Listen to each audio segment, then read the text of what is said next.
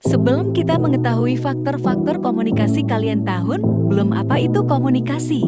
Komunikasi menurut Kamus Besar merupakan pengiriman dan penerimaan pesan atau berita dari dua orang atau lebih agar pesan yang dimaksud dapat dipahami. Ada beberapa komponen yaitu source message encoding, channel decoding, receiver feedback, context, noise, dan efek. Selanjutnya merupakan proses komunikasi. Proses komunikasi terbagi menjadi 4 bagian yaitu komunikasi intrapribadi atau intrapersonal, komunikasi antar pribadi atau interpersonal, komunikasi publik, dan komunikasi efektif. Nah, itu tadi penjelasan singkat tentang komunikasi. Selanjutnya, kita akan mempelajari faktor-faktor yang memengaruhi komunikasi. Ada beberapa faktor yang memengaruhi pelaksanaan komunikasi yang dijabarkan sebagai berikut. Perkembangan usia komunikan memiliki pengaruh dalam proses berpikir serta perkembangan bahasa yang dipahaminya. Cara berkomunikasi dengan balita, remaja, atau orang dewasa berbeda-beda.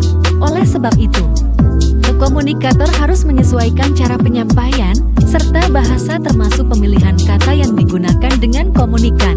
Persepsi merupakan pandangan pribadi seseorang mengenai sesuatu yang dibentuk dari harapan dan pengalamannya. Perbedaan persepsi dapat menyebabkan terhambatnya komunikasi. Nilai adalah satu standar yang dimiliki seseorang yang akan memengaruhi perilakunya terhadap sesuatu. Komunikator perlu mengetahui nilai komunikan agar dapat membuat keputusan dan interaksi yang tepat dengan komunikan. Dalam hal ini, komunikator jangan terpengaruh oleh nilai pribadinya.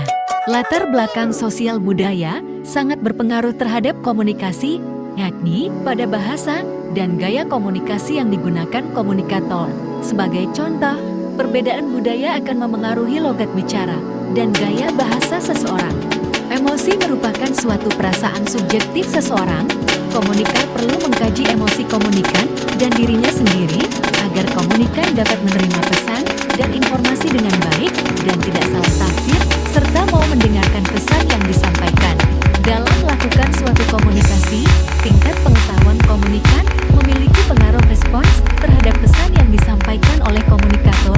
Oleh karena itu, komunikator sudah seharusnya memperhatikan tingkat pengetahuan komunikan. Usahakan agar verbal yang digunakan dapat direspons dengan baik oleh komunikan. Dalam melakukan komunikasi, peran dalam hubungan antara komunikator dengan komunikan mampu memengaruhi gaya cara berkomunikasi. Contohnya dengan cara berkomunikasi antara orang tua dan anak akan beda dengan cara berkomunikasi dokter dengan pasiennya. Komunikator harus menyadari perannya saat berkomunikasi dengan komunikator. Lingkungan interaksi dapat memengaruhi efektivitas komunikasi. Lingkungan yang nyaman, jauh dari kebisingan, serta memberi privasi yang dibutuhkan komunikan akan membuat komunikan merasa nyaman sehingga dapat menangkap pesan komunikator dengan baik. Ada perbedaan antara pria dan wanita dalam melakukan suatu komunikasi. Wanita menggunakan bahasa untuk mencari kejelasan dan minimalkan perbedaan, serta membangun dan mendukung keintiman dalam grup-grup kecil. Sementara itu, pria menggunakan bahasa untuk memperoleh kemandirian aktivitas dalam grup besar.